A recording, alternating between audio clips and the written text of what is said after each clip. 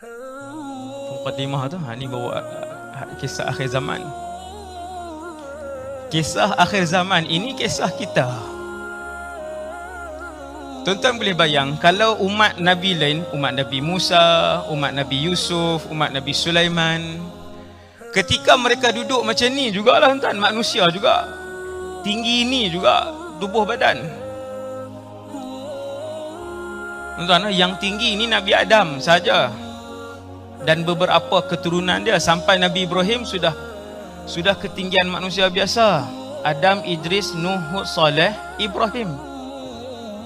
Nabi Saleh sudah ketinggian biasa, tinggian macam kita ni lah. Ni saya nak beritahu, maksudnya sampai daripada zaman Nabi Ibrahim dulu, berapa ribu tahun yang lalu pun tubuh badan dah macam ni dah tuan. Ada bukti tau, saya sebut ni bukan sebut seronok-seronok tuan. Kalau tuan-tuan yang pernah ke umrah, tengok makam Ibrahim, kaki Nabi Ibrahim, tapak kaki Nabi Ibrahim, yang waktu Nabi Ibrahim nak bina Kaabah dengan anak dia Nabi Ismail alaihissalam, Nabi Ibrahim nak letak batu yang tinggi atas Kaabah tu, dia pijak atas ketul batu lebih kurang besar ni juga, dia pijak tenggelam. Batu keras tu dia pijak tenggelam batu tu. Maka lekatlah kesan batu tu sehingga hari ini. Itulah maqam Ibrahim. Wattakhidhu mim maqami Ibrahim musalla. Dan jadikanlah di keliling ataupun di sisi maqam Ibrahim itu tempat untuk solat. Kan lepas tawaf kita solat sunat kan. Yang tak pergi umrah dia tak faham lah. Maqam Ibrahim tu tapak kaki Nabi Ibrahim, lebih kurang 11 cm lebar, 22 cm panjang. Tuan yang dirahmati Allah sekalian, itu tapak kaki Nabi Ibrahim. Tapak kaki Nabi Ibrahim itu sebesar tapak kaki Nabi Muhammad sallallahu alaihi wasallam 100%. Kata para sahabat, sama 100%. Maksudnya Nabi Ibrahim tinggi mana? Lebih kurang tu lah. Tuan-tuan yang dirahmati Allah SWT sekalian, saya nak cerita apa tu tadi ni? Tu iklan tu keluar tajuk tu. Akhir zaman. Kisah akhir zaman ini kisah kita. Kisah kita akhir zaman. Kalau umat-umat lain ketika berada dengan Rasul mereka berbicara tentang akhir zaman, bersembang tentang akhir zaman, dengar ceramah tentang akhir zaman, mereka akan sebut nanti, akhir zaman nanti. Tapi kalau hari ini 2018 ataupun bukan hari ini, 1400 tahun yang lalu, bermula daripada zaman Rasulullah hidup, itu sudah akhir zaman. Bermulanya akhir zaman waktu Nabi dilahirkan, akhir zaman lah tu. Maka akhir zaman ni ialah kisah kita, iaitu umat ini, umat terakhir, Rasul kita, Rasul terakhir, dan umat ini akan menyaksikan, sebahagian daripada mereka menyaksikan kiamat, berakhirnya alam ini akan disaksikan oleh sebahagian daripada umat ini. Kerana apa? Kerana mereka umat akhir zaman. Zaman akan berakhir, alam akan berakhir, kita akan berpindah ke satu tempat yang tidak ada lagi kematian, namanya syurga atau neraka. Ni yang ada zaman, yang ada sakit, yang ada sihat, yang ada kaya, yang ada dosa dan pahala. Zaman ni akan berakhir, umur alam ini akan berakhir. Kita berpindah ke suatu zaman, kita akan berpindah ke satu fasa yang mana zaman itu takkan berakhir selama-lamanya. Subhanallah. Bayang dah, akhirat tidak akan berakhir buat selama-lamanya. Mana tu?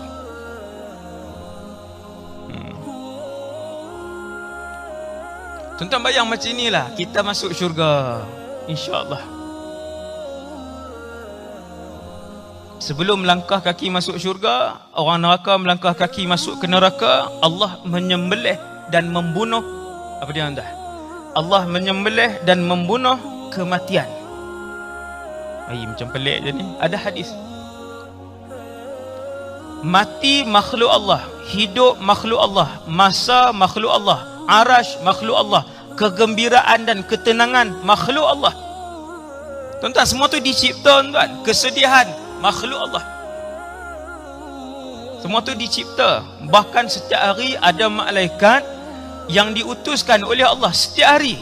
Tugas malaikat ini ialah menarik dan membuang kesedihan daripada diri manusia. Tuan-tuan nak hilang sedih dengan Allah. Sebab tu Nabi ajar doa, Allahumma inni a'udzubika minal hammi wal hazan. Nampak ramai sebut kan? Tapi buat tak? 3 kali pagi, 3 kali petang. Wa a'udzubika minal ajzi wal kasal. Bila Allah makbul, ya Allah, buangkanlah perasaan sedih dan murung dalam kehidupan aku hari ni. Allah akan hantar malaikat, bagi nama kat malaikat tu, pergi buang. Malaikat ni tugas dia satu je dalam hidup dia, membuang kesedihan dan kemurungan. Makhluk Allah. Tuan-tuan, semua-semua ni adalah makhluk Allah Subhanahu Wa Taala. Saya nak sebut apa tadi? Sebelum cerita tadi ni lupa dah. Kematian. Allah menyembelih kematian. Masuk syurga, masuk neraka, tak jumpa dah kematian. Buat selama-lamanya. Orang yang masuk syurga, tuan-tuan, tengok. Okay, kita masuk syurga. Hidup seperti tuan-tuan hidup di dunia ni. Ada makan, ada minum, ada berjalan, ada mendengar lagu. Itu cerita syurga 1 jam 30 minit. Kisah syurga, tuan-tuan. Kena dengar kisah syurga. Tuan-tuan takkan teringin kepada dunia dan kemewahannya. Mesti dengar kisah syurga. Tuan-tuan, seperti hidup ni, ada anak, ada isteri, ada keluarga, cuma tak perlu kerja dah, duit sentiasa ada Allah bagi. Ada beli belah, ustaz? Bahkan ada beli belah. Ada membeli belah, ada berjalan-jalan, ada melancong, ada bersiar-siar, jumpa kawan, jumpa keluarga, bersembang, makan minum, bahkan ada jima dalam syurga. Tu mukaddimah power tu. Tuan-tuan, nak kehidupan. Cumanya tak ada miskin, tidak ada hina, tidak ada sedih. Kehidupan. Dan dia sangat indah. Kawasannya begitu luas. Dan juga sudah tidak ada lagi namanya ibadah. Subhanallah. Tuan-tuan, tidak ada lagi yang namanya ibadah. Pulun lah buat ibadah. Pulun, orang Kedah pulun pula dah. Apa dia? Pulun. Sapu. Usaha habis-habisan, tuan-tuan. 63 tahun. Kemudian selesai yang namanya ibadah. Bahkan tuan-tuan takkan dibenarkan lagi untuk buat ibadah dalam syurga. Tak dibenarkan. Quran yang tuan-tuan tengok, itulah yang terakhir yang tuan-tuan akan lihat di atas muka bumi Allah ni. Buat selama-lamanya. Syurga tempat seronok. Arak dibenarkan. Berapa banyak wanita bidadari yang tuan-tuan nak dibenarkan. Nak apa? Nak apa lagi? Cerita syurga lah. Saya nak sebut satu perkara, iaitu kita dah hidup dalam syurga semua selepas 1 juta tahun. Kan selama-lamanya. Selepas 1 juta tahun duduk dalam syurga, kemudian jadi apa? Cuba tuan-tuan renung 30 saat 1 minit. Kemudian jadi apa? Ya Allah, kami dah hidup 1 juta tahun, kemudian apa? Kemudian teruskan kehidupan.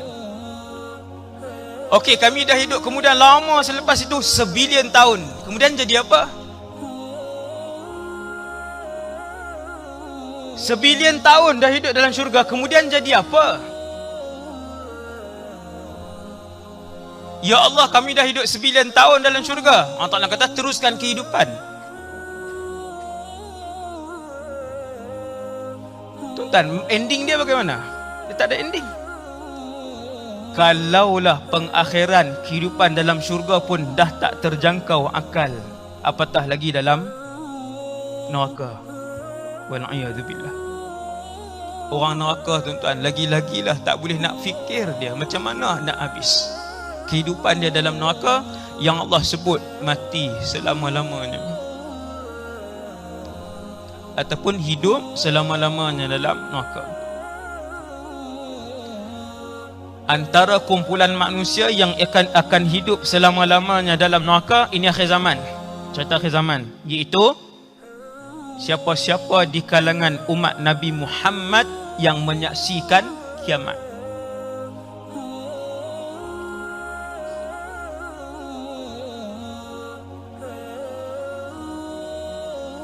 Umat Nabi Muhammad kalau mati dalam keadaan Islam walaupun tak pernah solat seumur hidup dia, dia boleh masuk syurga tak? Last kali tuan-tuan, dia Islam, dia boleh masuk syurga tak? Boleh. Walaupun tak pernah solat seumur hidup dia, tetapi dia tak pernah mensyirikkan Allah, dia tak pernah mempersendakan agama Allah. Ini penting. Yang ini penting. Jangan hapuskan cahaya Islam itu dengan syirik kepada Allah dan juga dengan mempersendakan hukum hakam agama Allah. Hati-hati. Setiap umat Nabi Muhammad yang mati dalam keadaan Islam, sebanyak apapun dosa yang dia buat, akhirnya dia akan masuk syurga. Kenapa yang menyaksikan kiamat takkan masuk syurga selama-lamanya?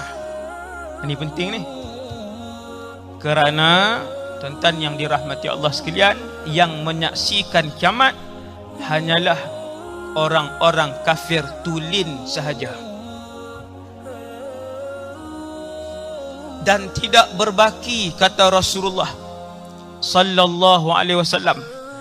Ketika dia tengok kiamat, peristiwa kiamat itu, waktu dia saksikan peristiwa kiamat itu, tidak berbaki di dalam dirinya walaupun seberat zarrah iman. Tak ada langsung. Tidak ada langsung. Beberapa detik sebelum malaikat Israfil meniupkan sangkakala, Allah akan mengarahkan satu angin. Yang ini juga hadis sahih. Ini hadis ni. Allah akan mengarahkan suatu angin yang keluar daripada bumi Yaman, ataupun riwayat kedua daripada Syam. Angin yang tuan-tuan tengok angin. Beberapa detik sebelum berlaku kiamat, angin ini akan mengelilingi muka bumi Allah. Apabila angin ini kena pada orang-orang Islam yang walaupun jumlah Islam dia ketika itu adalah sebesar zarrah. Ini yang selalu bayan dalam tabligh sebut ni. Iman besar zarrah membuatkan hidup selama-lamanya dalam syurga. Masuk neraka dulu, kemudian masuk syurga. Iman sebesar zarrah. Inilah. Tuan-tuan, hadis inilah. Beberapa detik sebelum kiamat, angin ini dikeluarkan oleh Allah. Dia pusing, kena orang yang ada iman, walaupun iman tu hanya berbaki sebesar zarrah, maka dia akan mati dengan angin itu. Kerana hanya saja yang akan menyaksikan kiamat mereka yang tidak ada walau sebesar zarrah iman dalam diri mereka. Tak ada langsung. Maka mereka kekal selama-lamanya dalam neraka Jahannam. Wal'iyadzubillah. Penyaksi kiamat, ingat, penyaksi dan penonton kiamat di akhir zaman di kalangan umat Nabi Muhammad bermaksud, ketahuilah ketika itu dirinya adalah ahli neraka buat selama-lamanya. Tuan-tuan, selepas 10 bilion tahun hidup dalam neraka, kemudian apa? 10 bilion tahun hidup dalam neraka, kemudian apa? Setiap hari mohon dengan Allah untuk keluar. Setiap hari dia cuba panjat tembok lubang neraka yang begitu dalam untuk keluar, kerana tak tahan. Lepas berapa puluh bilion tahun pun begitulah kehidupan dia selama-lamanya dalam neraka. Allahu Akbar. Mahal iman ni, cukup mahal. Jaga elok tuan-tuan. Akhir zaman ni beramai orang hina Islam. Hati-hati. Menghina agama Allah, hati-hati. Nak sangat liberal, nak sangat ra'i LGBT, jangan sampai menghina hukum Allah, jangan sampai menghina Islam. Hati-hati. Sebab dia boleh jadi murtad. Wal'iyadzubillah. Kemudian jari saya ni, ini kehidupan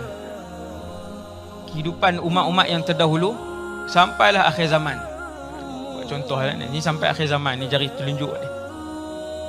Kita lah sejak daripada Rasulullah SAW diutuskan sampai hari ini. Kemudian jari tengah ni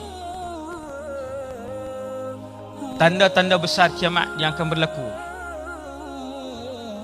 Habis tanda besar kiamat, yang ke-10 kiamat. Habis tanda besar kiamat ni, jadi tengah ni, tanda-tanda besar kiamat yang 10 itu berlaku. Yang ke-10 iaitulah api, yang ni tak ada khilaf, api daripada laut Yaman. Yang ke-10 habis itu kiamat. Tuan-tuan, cumanya perincian dia panjang lah. 10 tanda besar tu, 10 tanda besar ni dimulakan dengan Dajjal. Tanda besar pertama, mengikut pendapat sebahagian ulama yang ni, Dajjal.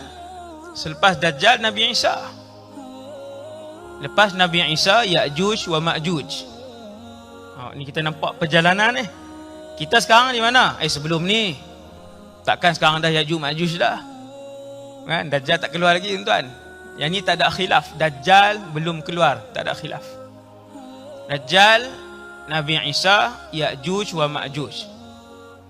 Gempa di barat, gempa di timur, gempa di semenanjung. 6. Kemudian akan berlaku 3 ni. Ni sebelum last ni. 3 ni dia panggil 3 serangkai. 3 ini dipanggil 3 serangkai, serentak akan berlaku sama ada sehari sebelum atau selepas. Hadis Nabi.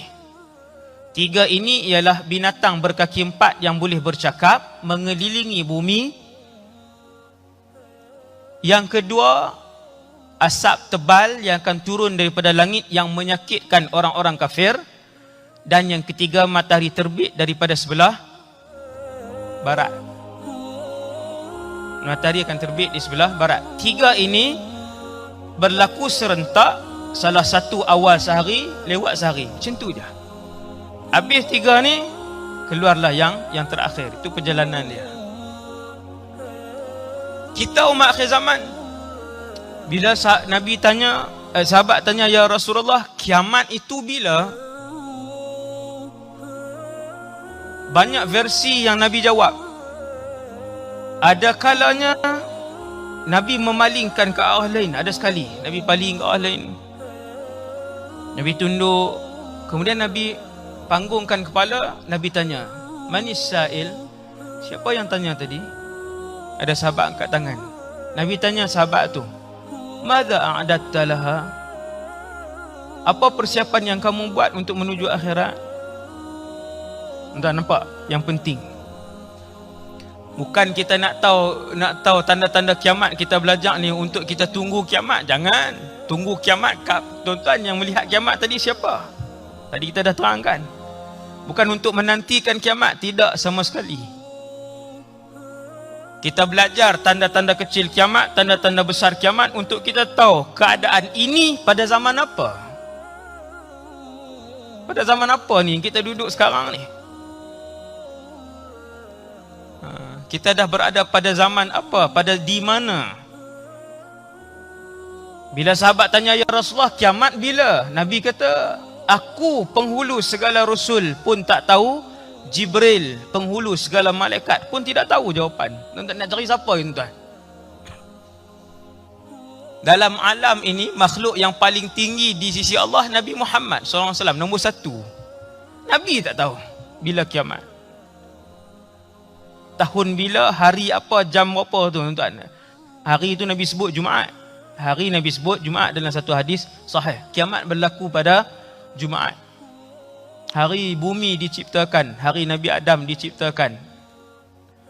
Hari Jumaat.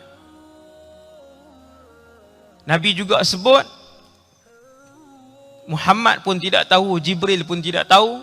Kemudian apakah tanda-tandanya bahawa dekat dengan kiamat? Ketika itu Nabi sebut, ya Rasulullah, ada tak tanda, petanda untuk kami tahu bahawa zaman itu sudah dekat dengan kiamat? Nabi kata, ada. Maka Nabi pun senarai, lebih kurang 200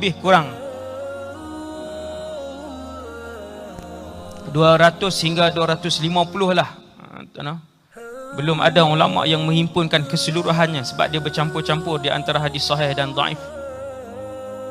Cuma hadis dhaif boleh diguna pakai dalam tanda-tanda kiamat. Hadis dhaif ni prinsip mustalah al-hadis. Hadis dhaif boleh diguna pakai dalam tanda-tanda kecil ataupun tanda-tanda kiamat. Ni kaedah dia tuan-tuan. Maka Nabi pun sebut kepada para sahabat radhiyallahu anhum satu persatu. Sejak bila berlaku tanda-tanda bahawa dekat dengan kiamat ini? Sejak 1400 tahun yang lalu.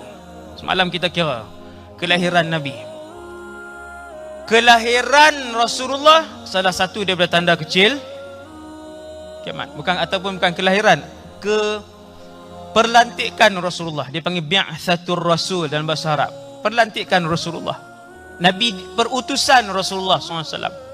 Tuan-tuan, maksudnya 1400 tahun yang lalu dah berlaku dah tanda-tanda kiamat ni. Tuan-tuan bayangkan 1400 tahun, banyak mana yang dah berlaku? Sebab tu tuan-tuan semak tanda-tanda kecil kiamat, semak saja mana-mana tanda-tanda kecil kiamat dah berlaku. 1 berlaku, 2 dah berlaku, 40 dah berlaku, 60 dah berlaku, 80. Termasuklah yang berapa puluh tahun yang lalu yang kita tak rasa dan tak pernah tengok, dan hari ini kita dah tengok tanda kecil itu. Antaranya yataqarabuz zaman.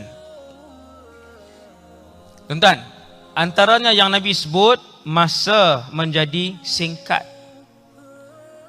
Perjalanan masa setiap hari menjadi laju. Hati-hati. Tuan-tuan, hari ini masa laju tak ni? Subhanallah. Tuan-tuan, bulan 11 dah, 2 November 2018. 11 bulan dah habis 2018. Tuan-tuan rasa macam 11 bulan ke rasa macam 11 hari? 11 hari. Nabi sebut tak? Nabi sebut. Orang yang belajar, dia renung, dia belajar, dia ambil iktibar, akhirnya dia perbaik iman dia. Dia tahu makin dekat. Yataqarabuz zaman, kata Nabi. Masa itu menjadi pendek. Apabila kalian hidup dan mendapati dalam kehidupan kalian masa jadi singkat. Setahun seperti sebulan, sebulan seperti seminggu. Ni Nabi sebut, saya tak baca dah, lagi panjang nanti kalau saya baca dia punya teks Arab dia.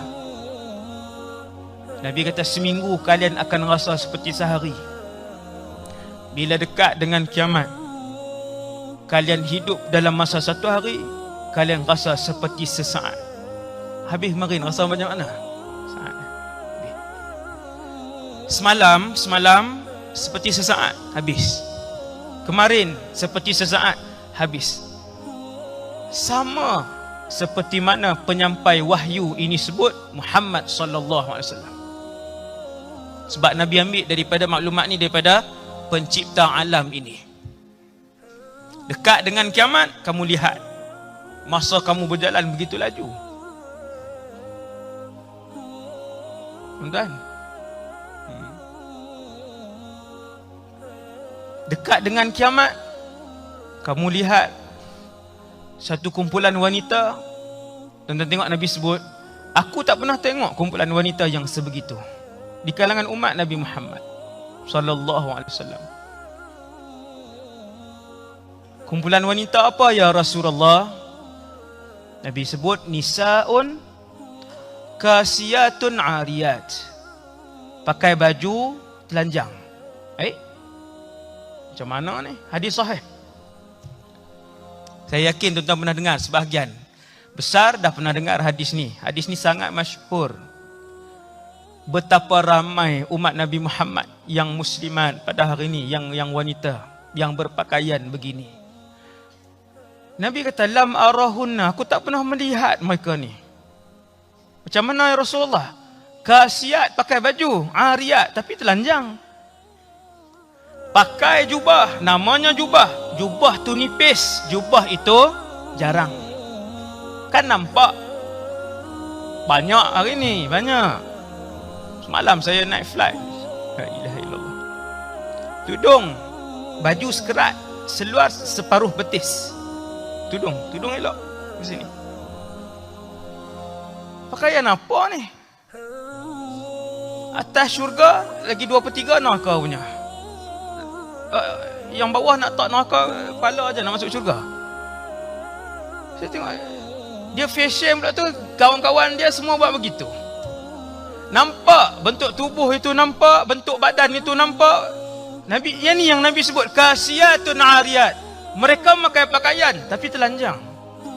Kalian boleh tengok, bukan boleh tu, dibenarkan tengok. Kalian akan nampak berpakaian, tetapi pakaian itu masih menunjukkan bentuk tubuh dia, masih menunjukkan warna kulit dia.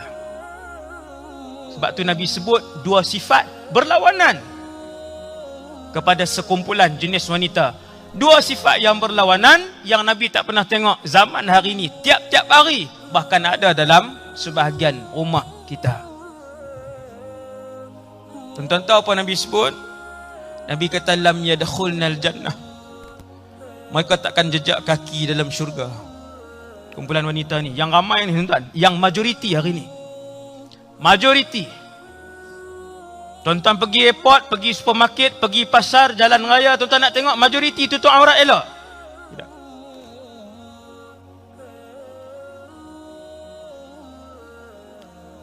Kebanyakannya hari ini dalam keadaan begitu, kata Nabi, lam yadkhulnal jannah. Mereka takkan masuk syurga. Bukan sekadar tu tuan-tuan. Wala yajidna rihaha. Bahkan bau syurga pun takkan dicium oleh mereka. Tuan-tuan tahu berapa jauh bau syurga akan keciuman? Ending hadis tu Nabi sebut. Ending hadis tu Nabi nak bagi tahu kepada kita. Kan elok Nabi beritahu tu. Dia susun elok je. Kumpulan wanita ni yang pakai tapi telanjang, berpakaian tetapi keadaan nampak seperti telanjang, tidak masuk syurga. Bahkan bau wangian syurga pun tidak keciuman. Fa inna rihaha la yujadu min masirati 500 am. Sesungguhnya bau syurga itu ketika kita lintas titi sirat 500 tahun sebelum sampai depan pintu syurga sudah keciuman bau wangi-wangian syurga. 500 tahun. Titi apa ustaz? Titi sirat. Tuan-tuan, selepas telaga Kautsar, manusia akan melintas sirat. Ke semua mereka. Rasul pun lintas, orang biasa pun lintas. Syuhada pun lintas, yang mati bunuh diri pun lintas. Berapa lama ustaz? Berapa lama lintas titi sirat? Tengok hadis ni Nabi sebut. 500 tahun sebelum sampai sudah boleh bau. Wangi. Bau syurga. Yang wanita-wanita yang berpakaian ni, bau itu pun tak boleh dah. Tak dibenarkan oleh Allah. Jauhnya tuan-tuan, jauh tuan. Jauh daripada rahmat Allah. Satu hari, ni hadis seterusnya ni, bukan kata hadis tadi, ni hadis seterusnya. Banyaklah tu tuan-tuan dengar tu. Hadis ni hadis sahih daripada hadis riwayat Imam Bukhari dan Muslim. Satu hari Nabi masuk ke rumah Zainab binti Jahash, salah seorang isteri Nabi sallallahu alaihi wasallam. Boleh sebut berapa orang isteri Nabi? Yang 11. Siapa boleh sebut 11, boleh balik awal. Tuan-tuan, rumah-rumah isteri Rasulullah dekat dengan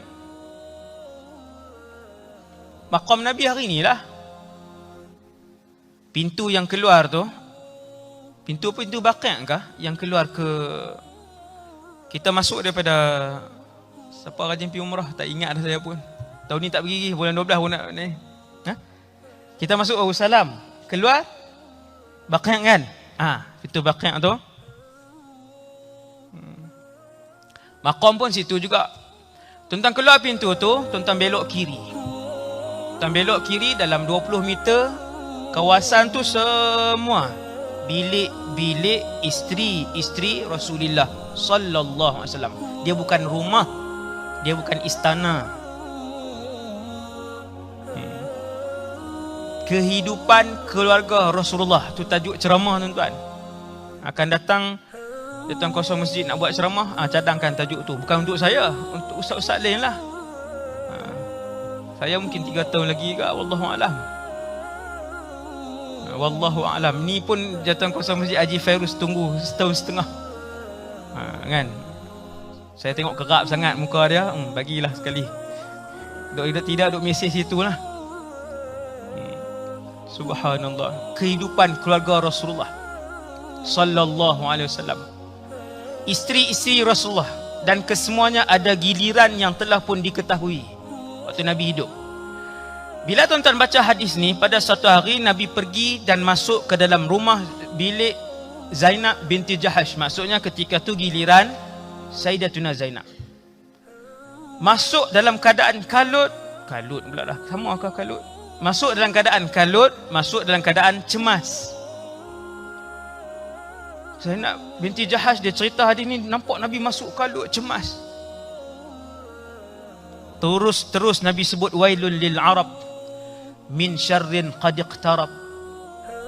Nabi kata habis celakalah orang-orang Arab dengan satu kejahatan yang semakin menghampir. Kejahatan apa pula ni? Laqad futihal yawm radmu Ya'juj wa Ma'juj mithlu hadhi. Sesungguhnya hari ini, kata Rasulullah, telah pun dibuka tembok besi tembaga Ya'juj wa Ma'juj sebesar ini. Fahallaqa isbi'ahu. Kata Sayyidatuna Zainab, Nabi pun buat dengan jari dia begini. Nabi gabungkan jari ibham ni, ibham bahasa Arab, ibu jari ni dengan sababah. Nabi buat begitu dalam keadaan cemas, dalam keadaan kalut, dalam keadaan segera masuk. Sayyidina Zainab tengok berita apa besar sangat ni. Nabi kata wailul lil Arab, habis celaka orang Arab. Kata para ulama hadis, yang dimasukkan di situ bukanlah kebinasaan yang menanti orang Arab sahaja, tetapi kebinasaan dan kecelakaan itu menanti dan dituju kepada semua bangsa manusia ketika itu. Ketika mana tuan-tuan? Umat Nabi Muhammad juga. Allahu Akbar. Apa?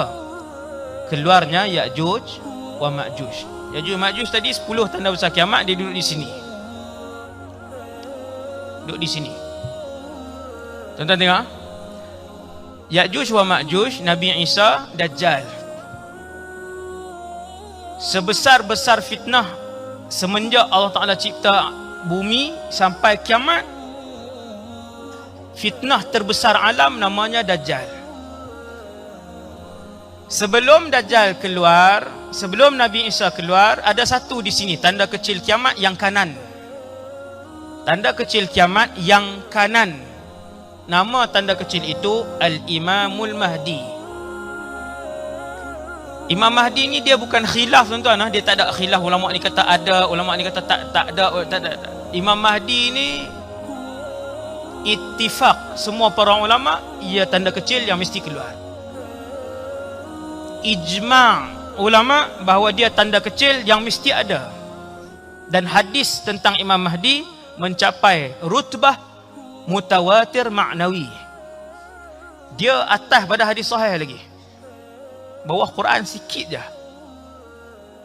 Hadis ni maksudnya kuat. Hadis ni diceritakan lebih daripada 50 para sahabat. Punyalah ramai. Kalau hadis innamal a'malu binniyat, Sayyidina Umar bin Khattab seorang aja riwayat. Hadis yang ni yang saya baca tadi ni, hadis yang dibuka tembok besi tembaga Ya'juj wa Ma'juj, Zainab binti Jahash seorang je riwayat daripada 100,000 sahabat. Adapun hadis tentang Imam Mahdi ataupun hadis tentang Dajjal, kedua-dua hadis ni mutawatir maknawi, sebab diriwayatkan lebih daripada 50 orang sahabat. Punya banyaklah tuan. Dia begini, sebelum Dajjal ni keluar, Imam Mahdi akan keluar. Tak tambah-tambah jari duduk belah ni lah ni. 10 dah tu, dah 10 tanda ni, tambah tahun ni. Pinjam saya belah sini ni. Duduk sini, ni Imam Mahdi. Imam Mahdi ni tuan-tuan, dia bawa berita yang gembira untuk umat Nabi Muhammad sallallahu alaihi wasallam. Imam Mahdi tajuk dia 2 jam. Saya belajar dulu di negeri ataupun negara yang akan dijadikan pusat pemerintahan Islam pada zaman Imam Mahdi nanti, itu Syria, Syam.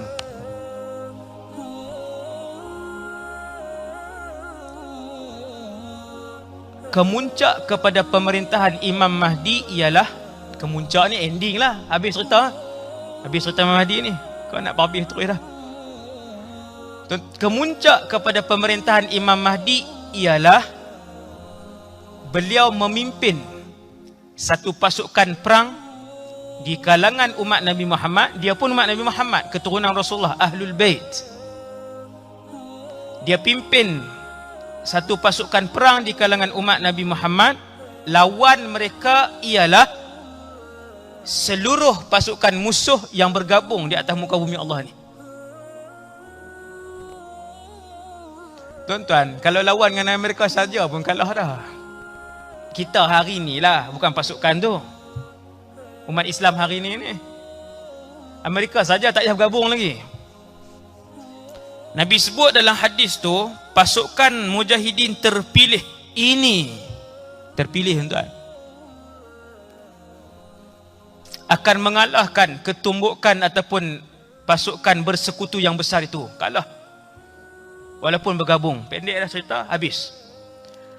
Ketika mereka sedang membahagikan, pemimpin-pemimpin umat Islam sedang membahagikan harta rampasan perang. Banyak mana tuan-tuan? Eropah bergabung semua, Rusia bergabung dengan China, dengan USA dengan bergabung. Banyak mana waktu tu ghanimah? Allahu Akbar. Ghanimah ni harta rampasan perang. Zaman Sayyidina Umar kalahkan Parsi, Maharaja Parsi. Seluruh kekayaan Parsi dibawa pindah ke Madinah. Tuan-tuan bayang macam mana kekayaan Madinah ketika tu? Sebab tu sangat kaya. Kemudian Sayyidina Umar kalahkan, pada zaman pemerintahan Sayyidina Umar, kalahkan kerajaan kedua terkuat dunia ketika itu, Maharaja Rum. Hebat orang Islam ketika itu tuan. Kalah. Tapi lawan satu-satu lah, bukan. Dalam zaman Imam Mahdi ini lebih hebat sebab lawannya ialah gabungan seluruh kufar. Waktu tengah bahagi ghanimah itu, Dajjal keluar. Waktu tu Dajjal keluar dan ghanimah ditinggalkan. Kerana mereka lebih nak selamatkan akidah anak, isteri dan keluarga mereka daripada harta yang bertimbun-timbun itu. Tuan bayang tengok banyak mana timbunannya. Tinggal. Mujahidin waktu itu tinggal. Kemudian Dajjal keluar. Pendek lagi cerita, sebab cerita Dajjal 3 jam. Pendekkan cerita, Dajjal dibunuh. Macam tak habis je dengar kan. Dajjal keluar apa semua, banyaklah benda yang dia buat. Mati, dibunuh oleh siapa? Nabi Isa. Kemudian habis Dajjal dah mati, Nabi Isa pun hidup. Ni tanda 10 tadi ni, Nabi Isa di sini. Di mana dia tinggal? Jawapannya di Syam. Apa pusat pemerintahan umat Islam ketika itu? Baitul Maqdis. Siapa presiden umat Islam sedunia ketika itu? Isa ibn Maryam. Tun Isa bin Maryam nama dia. Baru faham Jadi ustaz tak ada banyak parti, satu parti je. Parti Nabi Isa saja waktu tu. Setuju ke tak setuju ke, nak bangkang ke, satu tu je. Keseluruhan muka bumi Allah dijalankan Islam. Nak Islam liberal ke, nak Islam sikit-sikit ke, nak Islam nak rakyat orang ke, nak Islam tak rakyat orang ke, Islam syariat Nabi Muhammad sallallahu alaihi wasallam. Satu saja, tak ada pilihan. Padan muka. Hari ni khilaf lah. Dia ni Islam, dia ni Islam, dia ni. Subhanallah. Nabi Isa. Tuan-tuan sekalian, 40 tahun Nabi Isa akan memerintah muka bumi Allah. 40 tahun. Tu trailer je tu saya sebut tu. Kan? Dia ada kisah dia, sejam 30 minit. Nabi Isa. Nabi Isa dan zaman pemerintahannya. Tajuk ceramah tu. Tuan-tuan. Waktu memerintah itu, duduk tengah perintah, bukan berakhir lagi. Keluarlah yang ketiga ni. Ya'juj wa Ma'juj. Keluarlah yang ketiga ini. Ya'juj wa Ma'juj. Mereka ini bukan jin, bukan binatang, bukan syaitan. Mereka ialah manusia. Tetapi perangai mereka sangat ganas dan jahat. Tuan-tuan tengok macam mana tentera Syria hari ini yang bunuh lebih daripada ratusan ribu sudah. Tentera Syria hari ini yang bunuh orang biasa lebih ratusan ribu yang dibunuh. Dia boleh pegang tangan budak, dia boleh ambil, kemudian dia potong hidup-hidup kaki. Tuan-tuan, bukan Ya'juj Ma'juj, tentera Syria hari ni, tentera Bashar tu. Maksudnya kalau hari ni pun kita dah boleh tengok sejahat itu, keluar Ya'juj Ma'juj 5 kali lebih jahat daripada tu. Dia bukan syaitan lah, bukan syaitan, bukan jin, bukan binatang, orang. Kita kata takkan orang jahat macam tu. Ni Allah dah tunjuk depan tuan-tuan. Tu Rohingya di Afrika Tengah, di negara India Tengah, Assam nama negara tersebut, mereka membakar umat Islam hidup-hidup. Tuan-tuan boleh tengok dalam YouTube di Afrika Tengah dan juga di India Tengah, Assam, mereka membakar umat Islam hidup-hidup. Manusia ke syaitan ni? Kalau tuan-tuan tanya, maka begitulah Ya'juj Ma'juj ketika dia keluar. Dan ramainya bilangan tentera Ya'juj Ma'juj ini, bangsa ini begitu ramai. Tuan-tuan bayang tengok, Imam Mahdi ini kuat dah. Saya ambil balik jari ni, duduk tangan ni. Imam Mahdi ini kuat dah tentera dia. Kalahkan tentera bersekutu. Bila keluar Dajjal, Imam Mahdi tak boleh lawan. Sebab Nabi Isa belum turun. Keluar Dajjal dengan pasukan tentera dia, pasukan tentera Imam Mahdi tak boleh kawal tentera Dajjal. Tak boleh bertembung, tak boleh. Orang kata apa bahasa tentera, tak boleh lawan lah. Tak mampu. Imam Mahdi dan pasukan dia tak mampu untuk lawan dengan tentera Dajjal. Ni hadis tuan-tuan. Kemudian baru turun Nabi Isa. Nabi Isa turun di Syria. Nabi tak sebut Syria, tapi Nabi sebut Dimashq. Dimashq itu bahasa Arab, bahasa Melayunya Damsyik. Di satu menara putih timur Damsyik. Dengan rumah sewa saya lebih kurang 15 minit dulu waktu belajar di Syria. Menara putih tu dekat je, jalan kaki je lah pergi kan. Jalan kaki 15 minit. Tu tak boleh cerita lah, tu tajuk lain tu. Turun Nabi Isa, Imam Mahdi serahkan jawatan pemerintahan. Serah tuan-tuan. Nabi sebut serahkan kepada Nabi Isa. Dan kemudian Nabi Isa yang pimpin tentera Islam itu. Tuan-tuan, maksudnya kita pada zaman ini, andainya Nabi Isa turun, kita umat Nabi Muhammad akhir zaman ini masih berpeluang untuk hidup dan melihat seorang Rasul namanya Isa ibn Maryam. Untunglah. Allahu Akbar. Bukan Rasul biasa tu, Ulul Azmi tu. Ranking ke 3, 4. Nabi Isa ranking ke-4 daripada 5 Ulul Azmi. Nabi Ibrahim, Nabi Muhammad yang pertama, Nabi Ibrahim yang kedua, Nabi Musa ketiga, Nabi Isa yang keempat. Rasul yang sangat hebat. Bila Nabi Isa turun, dia pimpin, barulah dia bunuh. Maksudnya kuat lagi pasukan yang dipimpin oleh Nabi Isa. Tuan-tuan, bila keluar Ya'juj wa Ma'juj, Allah Ta'ala pun turunkan wahyu, wahai Isa, bawa semua tentera kamu naik ke atas bukit, kamu tak boleh lawan dengan satu pasukan yang baru keluar ni. Tak, kamu tak boleh berdepan dengan mereka, wahai Isa. Mereka itu ialah Ya'juj wa Ma'juj. Lagi kuat. Dan bilangan dia lebih ramai. Wallahu a'lam lah. Tuan-tuan nak bayang berapa ramai? Tuan-tuan nak bayang berapa ramai? Satu tasik yang luas, berpuluh-puluh kilometer, lebar dan panjang tasik itu, bila tentera Ya'juj wa Ma'juj lalu satu hari nanti, dia minum saja daripada air tasik itu, kering. Sejuta kah? Sejuta tak habis tuan. Tasik Tabariyah itu sekarang ni ada di negara haram Israel. Tasik Tabariyah yang Nabi sebut itu airnya banyak, dalam, kedalaman dia mencecah 40 meter tuan-tuan. 40 meter punyalah dalam tasik itu. Ada feri lagi atas tu. Sangat luas, berpuluh-puluh kilometer lebar dan apa semua. Tuan-tuan, bila Ya'juj wa Ma'juj, Nabi nak bayangkan kepada kita ramainya jumlah Ya'juj wa Ma'juj ini, bila dia lalu, semua cedok minum je, cedok minum. Tentera yang belakang sekali sampai di tasik itu kering.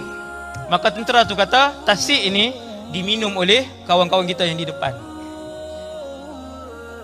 Subhanallah, berapa bilion tuan-tuan.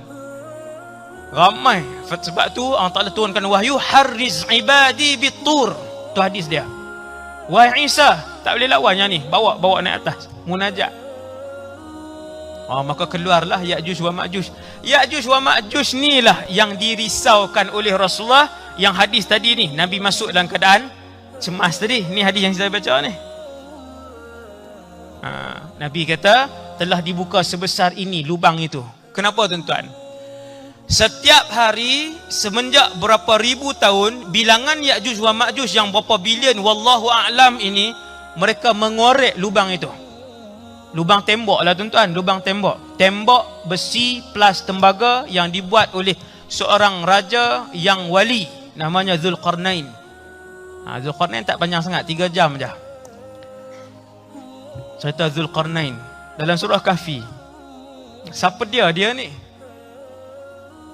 Sampai ada karamah sebegitu. Dan sistem tembok yang dia bina tu tak boleh dikaji sampai kiamat. Jumlah besi yang dia guna, jumlah tembaga yang dia guna untuk menutup 2 buah gunung. Banyak mana tuan? Nak ambil mana besi? Tembok setebal itu sedang dikorek setiap hari sejak dahulu kala pada zaman Nabi.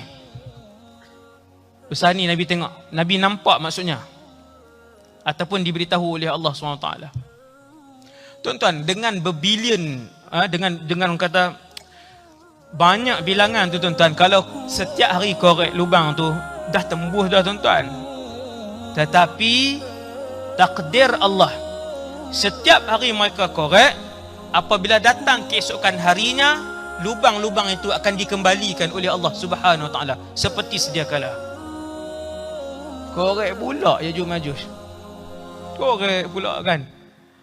Dah banyak dah sebab mereka ramai. Korek dah banyak. Esok sambung. Datang pula esok lah. Kena korek daripada awal balik. Sehinggalah, kata Rasulullah, sehinggalah pada satu hari, pada hari keesokannya Allah mentakdirkan untuk dipecahkan tembok itu. Sebelum mereka pulang, dah korek dah. Sebelum mereka pulang, ketua dia sebut, esok insya-Allah kita pecahkan tembok ini. Dia tambah perkataan apa tuan? Dia tambahkan perkataan insya-Allah. Hadis. Maka esok daripada datang, dia orang sambung, tembok lubang itu tidak dikembalikan oleh Allah seperti sedia kala, dan mereka pecahkan. Keluarlah waktu tu. Bila Nabi sebut tentang keluar Ya'juj Ma'juj apa semua ni, ramai orang-orang Islam yang tak selamat dengan mereka dibunuh dan sebagainya. Isteri Nabi tanya, ya Rasulullah, anah laku wa fina salihun, apakah kita tetap dibalakan oleh Allah sedangkan di kalangan kita masih berbaki orang-orang yang beriman, orang-orang soleh? Nabi kata, ya, bala Allah akan tetap turun dalam suatu kampung itu. walaupun berbaki berapa puluh orang beriman. Idza kasural khabath, apabila kejahatan menjadi majoriti. Hati-hati tuan-tuan. Apabila kejahatan menjadi majoriti, fantazir bala Allah, maka tunggu bala Allah yang apabila datang, yang Islam pun kena, yang tak Islam pun kena. Apabila bala itu, apabila kejahatan itu banyak. Mengakhiri kuliah subuh pagi ni tuan-tuan, di Malaysia kita ni kejahatan sikit ke banyak? Saya sebut kat tuan-tuan 3 aja. Lepas tu tuan-tuan muhasabah lah. 1. Jumlah yang meninggalkan solat di Malaysia adalah 80 hingga 85%. Cikgu-cikgu sekolah, saya cikgu tuan, tapi enggak ajak bahasa Arab lah, ajak bahasa Arab syariah. 8 tahun mengajar di sekolah agama. Saya guru lah, kira guru. Lebih 100,000 pelajar sekolah menengah yang saya dah jumpa. Lepas tu saya tinggal sekolah menengah, saya masuk ke universiti pula. Lebih 100,000 mahasiswa yang saya dah jumpa. Bulan ni saja ada 10 universiti yang panggil ceramah. Bulan ni, bulan 10, bulan lepas. Alhamdulillah, saya ambil peluang tu nak pergi tengok anak bangsa kita. Tuan-tuan, bukalah kajian dalam Google, kajian siapa sahaja. Kajian yang dibuat oleh universiti, kajian yang dibuat oleh orang persoalangan, yang tinggal solat di Malaysia 80%. Banyak ke sikit? Majoriti. 1. 2. Statistik Jabatan Pendaftaran Negara di Malaysia, setiap 7 minit, setiap 10 minit, saya tak ingat dah, 7 atau 10 minit, seorang anak luar nikah dilahirkan. Tak tahukah? Jabatan Pendaftaran Negara. Tuan-tuan boleh tengok statistik itu, sekarang pun boleh cek, kemudian bahagi, tuan-tuan akan dapat 7 minit seorang, bukan seorang berzina tuan, seorang melahirkan anak luar nikah. Kita diambang setiap 10 orang nanti seorang anak luar nikah. Di Malaysia tak payah lama, 5 tahun lagi je.